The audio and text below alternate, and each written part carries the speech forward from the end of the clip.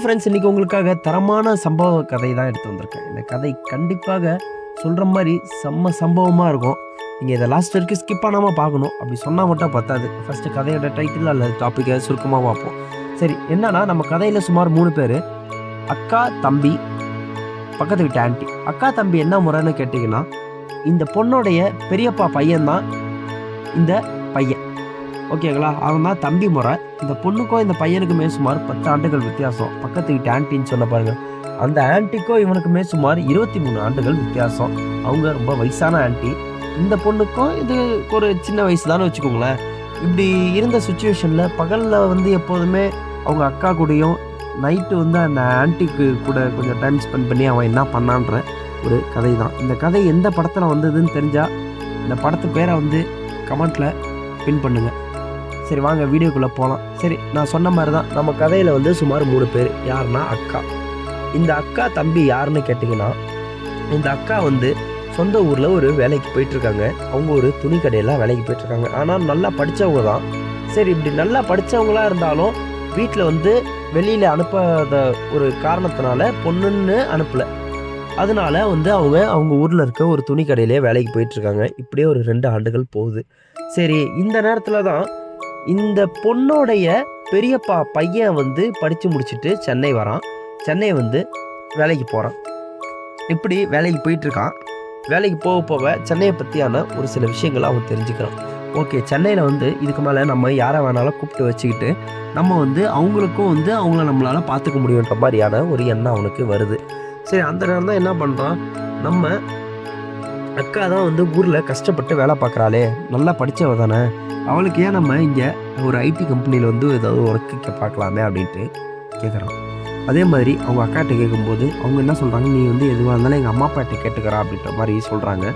சரி, அப்படி சொல்லும்போது அவங்க அம்மா அப்பாட்ட பேசி அவங்களும் வந்து எப்படியோ ஒத்துக்கிட்டாங்க. ஃபஸ்ட்டு அவங்க ஒத்துக்கல, ஆனால் அவங்க லேட்டராக அவங்க ஒத்துக்கிறாங்க. ஓகே, சொல்கிற மாதிரி நம்ம பொண்ணுக்கும் பிரைட் ஃப்யூச்சர் இருக்கணும்னா நம்ம பொண்ணை நம்ம வெளியில் அனுப்பி தான் ஆகணும் அப்படின்ட்டு. சரி, வெளியில் அனுப்பி தான் ஆகணுன்ற ஒரு சுச்சுவேஷன் வருது. ஆனால் எங்கே பொண்ணு தங்குவாங்கன்ற ஒரு பிரச்சனைகளை ஏற்படுது. சரி, பொண்ணை வந்து ஏதோ ஒரு பிஜி ஹாஸ்டலில் தங்க வைக்கலாம் அப்படின்ற மாதிரி யோசிச்சு அந்த பொண்ணோட அம்மா அப்பா 2 பேரும் வராங்க. பொண்ணை அழைச்சிட்டு வேலையில் வந்து ஜாயின் பண்ணி விடுறாங்க. அந்த பையனும் வந்து எல்லாத்துக்கும் ஹெல்ப் பண்ணுறான். அந்த பையன் ரூமுக்கு பக்கத்துலேயே ஒரு பிஜி ஹாஸ்டலில் இந்த பொண்ணை தங்க வைக்கிறாங்க. ஏன்னு கேட்டிங்கன்னா, அவங்கள பொறுத்தளவுக்கு இந்த பையன் வந்து வயசு கம்மி, பொண்ணுக்கு வயசு அதிகம். ஸோ இந்த பையன் வந்து சின்ன பையனாக இருக்கிறதுனால அவங்களுக்கு வந்து எந்த விதமான தப்பான கண்ணோட்டமும் இல்லை. ஏன்னா பெரியப்பா பையன் தான் இவங்க, இந்த பையன். அதனால் அவங்களுக்கு வந்து எந்த விதமான ஒரு எண்ணமும் இல்லாமல் எப்பயும் போல் பக்கத்தில் தங்க வைக்கிறாங்க. ஸோ தங்க வச்ச நேரத்தில் தான் என்ன ஆகுதுன்னா, அந்த ஹாஸ்டலில் வந்து சாப்பாட்டில் பள்ளி கிடக்குது. அந்த பொண்ணு இருக்கிற ஹாஸ்டல். இந்த பையன் தனியாக வீடு எடுத்துருக்கோம். 2 பேரும் ஒரே வீட்டில் இருந்தால் தப்பாக பேசுவாங்கன்ற காரணத்தினால அவங்க அந்த மாதிரி சேர்த்து விட்டாங்க, நல்லா இருக்கும்ட்டு. ஆனால் அது பள்ளியை பார்த்தோன்னே பெரிய பிரச்சனையாகுது. பொண்ணு வீட்டில் வந்து பயப்பட ஆரம்பிக்கிறாங்க. அதே மாதிரி இந்த பையனும் வீட்டில் தனியாக தான் இருக்கிறான், தனியாக சமைச்சு சாப்பிட்டுட்டு இருக்கான். இந்த பொண்ணு பக்கத்தில் தான் இருக்காங்க. இதுக்கு எதுக்கு இவங்க வந்து ஒரே வீட்டில் இருக்கக்கூடாதுன்னு நினச்சி இந்த பொண்ணோட அப்பா அப்பாவே சம்மதிச்சு சொல்கிறாங்க, நீ வந்து இந்த வீட்டுக்கு போயிரு, இந்த பையன் கூட, தம்பி தானே அப்படின்னு சொல்லி அவங்க வீட்டில் ஒத்துக்கிறாங்க. ஒத்துக்கிட்டு அதே மாதிரி அந்த பையன் இப்போ இந்த பொண்ணு 2 பேரும் ஒரே வீட்டில் இருக்காங்க. இந்த பையனுக்கு ஃபஸ்ட்டு எந்த விதமான தப்பான அபிப்பிராயமும் இல்லை. ஆனால் அந்த பொண்ணுக்கு லைட்டாக இருந்திருக்கு போல். அப்படி இருந்திருக்கிற காரணத்தினால தான் அந்த பொண்ணு வந்து அவங்க வீட்டில் பயங்கரமாக பிரெயின் வாஷ் பண்ணி வந்திருக்கு. ஸோ இதில் என்னன்னா, திடீர்னு பார்த்தா அந்த பொண்ணு அன்னைக்கு அந்த பையன்கிட்ட லைட்டாக பேச ஆரம்பிக்கிறா. எனக்கு உன்னை ரொம்ப பிடிச்சிருக்கு, நான் உன்னை லவ் பண்ணலான்னு நினைக்கிறேன் அப்படின்ட்டு. ஆனால் இவன் வந்து சொல்கிறான், நீங்கள் வந்து எனக்கு அக்கா முறை வரும், நான் எப்படி உங்களை லவ் பண்ணுறதுன்ற மாதிரி இவன் கேட்குறான். இப்படி கேட்கும்போதே அவங்க என்ன சொல்கிறாங்கன்னா, சரி கல்யாணம் தான் பண்ண வேணா, மீதி எல்லாமே பண்ணிக்கலான்ற மாதிரி அவங்க சொல்கிறாங்க. அவனுக்கு இந்த டீலிங் ரொம்ப பிடிச்சிருக்கு. ஏன்னா அவனுமே ரொம்ப நாளாக எந்த விதமான விஷயங்களும் பார்க்காமையும் கேட்காமையும் எப்போதுமே ஃபோனை பார்த்துக்கிட்டு அவன் வாழ்ந்துட்டு இருந்திருக்கான். சரி, அவனுக்கு வந்து இந்த விஷயம் ரொம்ப பிடிச்சிருக்கு. அப்படி பிடிச்சின்ற காரணத்தினால சரி ஓகே, இதுதான் நமக்கு கிடைச்ச சான்ஸ்னு அவனை யூஸ் பண்ணிக்கிறான். அவன் யூஸ் பண்ணிகிட்டு இருக்கும்போது தான் அவன் யூஸ் பண்ணிக்கிறான்னா பயங்கரமான ஜாலியில் இருக்காங்க. ஜாலின்னா ஜாலி, செம்ம ஜாலியில் இருக்காங்க அவங்க வந்து. அப்படி இருக்கும்போது சரி, இந்த வீடு நமக்கு கம்ஃபர்டபுளாக இல்லை, இன்னும் பயங்கரமான ஒரு வீட்டுக்கு போகணுன்ட்டு 2 பேரும் சம்பாதிக்கிற காரணத்தினால ஒரு அப்பார்ட்மெண்ட்டுக்கு வாடகைக்கு போகிறாங்க. இப்படி அப்பார்ட்மெண்ட்டில் ஒரு வாடகைக்கு போகும்போது தான் பக்கத்து வீட்டில் யார் இருக்காங்க என்னதுன்றது தெரியாது. இப்போ என்னன்னா, பக்கத்துல அந்த அப்பார்ட்மெண்ட்டில தான் பொதுவா உங்களுக்கே தெரியுமே. பக்கத்துல எவன் இருக்கான்றது நமக்கு தெரியும். நம்ம ஊருக்காரன் இருந்தா கூட வந்து யாரும் பேசிக்கவும் மாட்டானுங்க. ஸோ வந்து இவங்க வாடகைக்கு எடுத்துட்டாங்க. பக்கத்துல யார் இருக்காங்கன்னு வந்து இவங்களுக்கு தெரியல. அவங்களுக்கோ யாருன்னு தெரியல, பக்கத்து வீட்டுக்காரங்களுக்கும். அன்னைக்கு வந்து இவங்க ரொம்ப சந்தோஷமா இருக்க நேரத்துல, அந்த சந்தோஷத்த மறந்து கதவு தாப்பால் போட மறந்துருக்காங்க. அவ்வளோ ஒரு சந்தோஷத்துல இருந்திருக்காங்க. இது தெரியாம பக்கத்து வீட்ல இருந்தவங்க வந்து ஊருக்கு போயிருக்காங்க. இந்த கேப்ல தான் இந்த வீட்ல இருந்தவங்க காலி பண்ணிட்டு போன காரணத்தினால, எப்பயும் போல அந்த அப்பார்ட்மெண்ட்ல இருக்கிறவங்க அந்த ஆன்டி வந்து பக்கத்து வீட்ல நம்ம ஃப்ரெண்டு தானே இருக்காங்கன்னு டப்புன்னு கதவு தொறந்துடுறாங்க. கதவு தொறக்கும்போது இவங்க சந்தோஷமா இருக்கிறத பார்த்துட்டாங்க.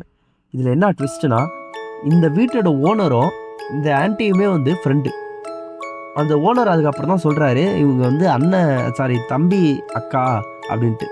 இத பார்த்த இந்த ஆன்ட்டிக்கு வந்து செம்ம ஷாக்கு. என்ன அது அக்கா, தம்பின்ற மாரி சொன்னாங்க.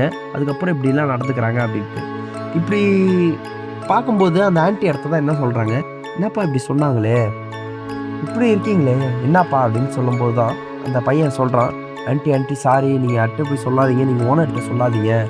உ உங்களுக்கு எந்த உதவி வேணாலும் நான் பண்றேன் ஆன்ட்டி. பண உதவினாலும் நான் பண்றேன்ற மாரி சொன்னோனே, அந்த ஆன்ட்டி சரி நான் யோசிச்சு சொல்றேன் அப்படின்ட்டு அந்த ஆன்ட்டி வீட்டுக்கு போயிட்டாங்க. வீட்டுக்கு போயிட்டு அந்த ஆன்ட்டி யோசிக்கிறாங்க.